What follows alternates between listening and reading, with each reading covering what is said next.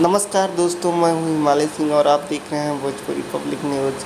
और आज हम गाने का रिव्यू करने वाले हैं जिस गाने का नाम है भगवान के बनावल इंसान खिलौना हो गई। इस गाने को गाया है खेसारी लाल यादव भैया ने और इस गाने को लिखा है अजीत हलचल जी ने और इस गाने में म्यूजिक दिया है लाड जी ने। ये गाना बहुत ही शानदार है और बहुत ही ज़बरदस्त गाना है और ऐसा गाना भोजपुरी में बनना चाहिए।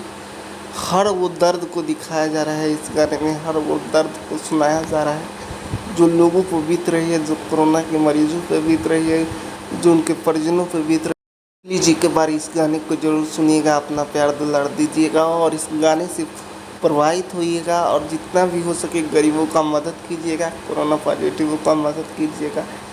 और जो भी आप लोग इस गाने को सुन लिया है तो कमेंट करके बताइएगा कि आप लोगों को ये गाना कैसा लगा। और अभी तक नहीं सुने हैं तो जाकर खेसारी म्यूजिक वर्ल्ड पर ये गाना सुन सकते हैं। काफ़ी ज़्यादा वायरल हो रहा है ये गाना।